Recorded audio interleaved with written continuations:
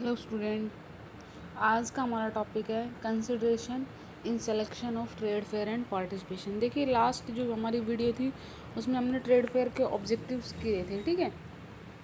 अब हम करेंगे consideration in selection of trade fair and participation. It means आप जब क्या कहते हैं ट्रेड फेयर का सिलेक्शन करते हैं तो किन किन चीज़ों का आपको ध्यान में रखना चाहिए, ठीक है। तो फर्स्ट आता है number of visitors and there types. सबसे पहले आपको ये ध्यान में रखना होगा कि कितने विजिटर्स होंगे, ठीक है। आपको कितने विजिटर्स रखने हैं और किस किस टाइप के विजिटर होने चाहिए आपके, ठीक है। या आप पास्ट एक्सपीरियंस के बेस पर भी देख सकते हो कि जो पहले आपने ट्रेड फेयर वगैरह किए थे उनमें कितने विजिटर आए थे, उनके पर्सनल कॉन्टैक्ट से आप जान सकते हैं, ठीक है। देन सेकंड आता है कॉस्ट ऑफ पार्टिसिपेशन। आपको ये भी चेकआउट करना होगा कि कितनी कॉस्ट आती है। आप ट्रेड फेयर वगैरह लगाते हो, उसमें जो पार्टिसिपेशन होते हैं, विजिटर आते हैं, इन सब का टोटल एक्सपेंस कितना लगता है, ये भी आपको चेकआउट करना होगा, ठीक है। Then third distance from home nation. देखिए, जहाँ ट्रेड फेयर लगा हुआ है और वो आपके खुद के एरिया से कितनी दूर है, आपकी खुद की कंट्री से कितने दूर है, इस चीज़ का भी आपको एस्टिमेट लगाना होगा, क्योंकि तभी तो आप ट्रेड फेयर वगैरह में ऑर्गेनाइज करेंगे, ठीक है। Then next market potential. Market potential का मतलब मार्केट पर उस चीज़ का कितना इफेक्ट होता है कि जैसे आप ट्रेड फेयर वगैरह ऑर्गेनाइज करते हैं, ठीक है। उसमें विजिटर आते हैं, आपके एजेंट आते हैं, एक्सपोर्टर आते हैं, कंज्यूमर आते हैं, तो इट मीन्स मार्केट पर कितना इफेक्ट पड़ता है, तो ये चीज़ का भी आप चेकआउट करोगे। टाइप ऑफ ट्रेड फेयर, आप ये भी चेकआउट करोगे कि जो आपका ट्रेड फेयर है वो किस टाइप का होगा, हॉरिजेंटल होगा या वर्टिकल। हॉरिजेंटल या वर्टिकल में मैंने बताया था कि हॉरिजेंटल में और ऑल प्रोडक्ट होते हैं, जबकि वर्टिकल में कोई स्पेशल प्रोडक्ट होता है, ठीक है। देन आता है information about organiser of trade fair. आप जो ऑर्गेनाइज़र होंगे, यानी जो भी आपके ऑर्गेनाइज़र है जो ट्रेड फेयर को ऑर्गेनाइज करने जा रहे हैं, ऑर्गेनाइज़र कोई क्या कहते हैं कमेटी भी हो सकती है, ठीक है। ऑर्गेनाइज़र कोई ग्रुप ऑफ मेंबर भी हो सकते हैं, या कभी कभी जो आपस में जितने भी आपके जैसे स्टॉल वगैरह लगाते हैं, जितने भी आपके बिजनेसमैन हैं वे सब मिलकर भी क्या कर सकते हैं, ट्रेड फेयर ऑर्गेनाइज कर सकते हैं। तो ऑर्गेनाइज़र कोई भी हो सकता है, ठीक है।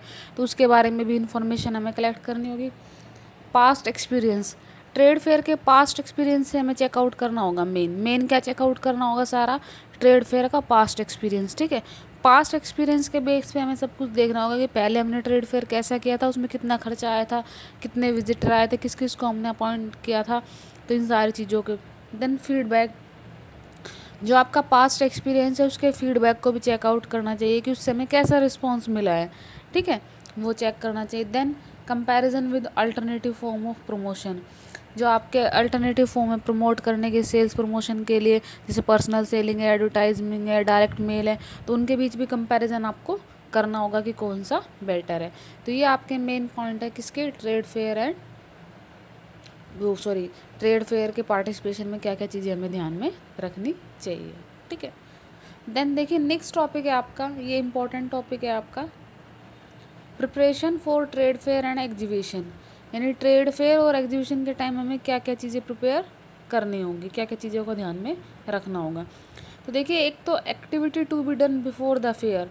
फेयर से पहले यानी जब मेला लगा रहे उससे पहले क्या क्या चीज़ें हमें करनी होंगी। फर्स्ट तो बोल रहा है booking of site and stall. देखिए, तो आपको पता है सबसे पहले आपको बुकिंग करनी होगी जिस जगह पर आपको ट्रेड फेयर ऑर्गेनाइज करना है, ठीक है, और स्टॉल वगैरह की भी आपको बुकिंग करनी होगी।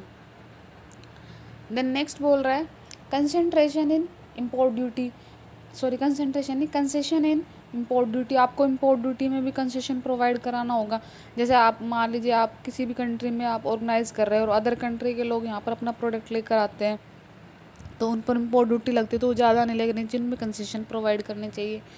Then arrangement for transportation, other country से जो इस कंट्री में हमारी कंट्री में प्रोडक्ट लेकर आएंगे उनके लिए आपको ट्रांसपोर्ट वगैरह की फैसिलिटी भी प्रोवाइड करनी होगी। Contacting custom clearing agent and local transport, आपको कस्टम क्लियरिंग एजेंट से भी कांटेक्ट करना होगा और लोकल फैसिलिटी भी प्रोवाइड करनी होगी। जैसे मान लीजिए अदर कंट्री से प्रोडक्ट आ रहा है, ठीक है, वो इम्पोर्ट ड्यूटी वगैरह लगकर वहाँ पर आ रहा है, देन जो आपका एक एजेंट होगा उससे आपको कांटेक्ट करना होगा, ठीक है। वो एजेंट लोकल फैसिलिटी भी प्रोवाइड करेगा जैसे प्रोडक्ट को ट्रेड फेयर तक लेके आने की, तो वो facility. Preparation of sales literature and pamphlets वगैरह के लिए प्रिपेयर करना होगा आपको। सेल्स लिटरेचर तैयार करने से सेल्स से रिलेटेड सारी इन्फॉर्मेशन होगी, पैम्पलेट्स वगैरह भी तैयार करने होंगे। Appointing staff having good local knowledge, ऐसे स्टाफ को आपको अपॉइंट करना होगा जिसको गुड नॉलेज होगी, ठीक है, जो लोकल एरिया उसकी जिसको गुड नॉलेज होगी, लोकल लैंग्वेज होगी उसकी गुड नॉलेज होगी, उसको अपॉइंट करना होगा। Informing dealer, agent, broker, customer, सभी को अपॉइंट करना होगा। इन्फॉर्म किस किस को, डीलर को, एजेंट को, ब्रोकर को, कस्टमर को। Issuing general invitation to public, हमें क्या करना होगा, पब्लिक को जर्नल इन्विटेशन देना होगा, ठीक है। जर्नल इन्विटेशन का मतलब पब्लिक को इनवाइट करने के लिए, या जो अगर मान लीजिए जो विजिटर कुछ होते हैं, जो हमारे जैसे बिजनेसमैन वगैरह होते हैं, वो हमारे यहाँ पर स्टॉल लगाना चाहते हैं ट्रेड फेयर में, तो उसके लिए भी हम क्या कर सकते हैं, इन्विटेशन प्रोवाइड कर सकते हैं। Making arrangement for foreign currency, देखिए पेमेंट वगैरह से रिलेटेड प्रॉब्लम आ सकती है, इसलिए फॉरेन करेंसी का भी हमें अरेंजमेंट कराना होगा, ठीक है। तो ये तो है कि ट्रेड फोर्स से पहले आपको क्या क्या तैयारी करनी चाहिए। अब कह रहा है activity to be done during the fair, trade fair के दौरान आपको क्या क्या करना चाहिए। Attending all visitor politely, answering their enquiries, जितने भी विजिटर है आपको उनको अटेंड करना चाहिए, उनकी क्वारीज का आंसर देना चाहिए। Record of their contact number and email address, उनके कॉन्टैक्ट नंबर को रिकॉर्ड करना चाहिए, उनके ईमेल एड्रेस को रिकॉर्ड करना चाहिए। Distributing sales literature, brochure and pamphlets, आपको जो कंज्यूमर वगैरह उनमें सेल्स लिटरेचर, ब्राउचर, पैम्पलेट्स वगैरह डिस्ट्रीब्यूट करने चाहिए। Making proper display of goods on the stall, stall पर आपको प्रॉपर डिस्प्ले करना चाहिए, गुड्स अच्छी तरह से दिखाना चाहिए कंज्यूमर को। Visiting other stall to gain knowledge, और आपको अदर स्टॉल पे भी जाना चाहिए नॉलेज गेन करने के लिए। तो ये एक्टिविटी आपकी है ड्यूरिंग द फेयर, मेले के दौरान। अब है activity to be done after the fair, activity to be done after the fair, मेला कंप्लीट होने के बाद आपको क्या क्या करना चाहिए।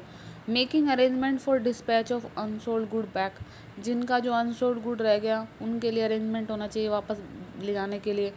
Making final list of visitor, आपको विजिटर की फाइनल लिस्ट तैयार करनी चाहिए, जिससे पता चले इन फ्यूचर अगर हमें रिक्वायरमेंट हो तो हम उनसे कॉन्टेक्ट कर सकें। Sending additional material literature to visitor at desire by them, additional material literature वगैरह विजिटर को प्रोवाइड करनी चाहिए, या जो उन्होंने मंगाए हैं वो चीज़ उन्हें प्रोवाइड करनी चाहिए। Disbursing all payment related to the trade fair, disbursing all payment related to trade fair like booth rent, furniture, सभी की पेमेंट हमें कर देनी चाहिए। Sending detail report to head office, जो मेन हेड ऑफिस होता है उनमें रिपोर्ट सेंड करनी चाहिए। Sending letter of thank trade fair authority of host nation, thanks का लेटर उनको भेजना चाहिए जो आपकी मेन अथॉरिटी है होस्ट नेशन की, ठीक है, उनको सेंडिंग लेटर ऑफ थैंक्स का लेटर आपको भेजना चाहिए। तो यहाँ पे हमारे 2 टॉपिक कंप्लीट होते हैं। Okay, thank you.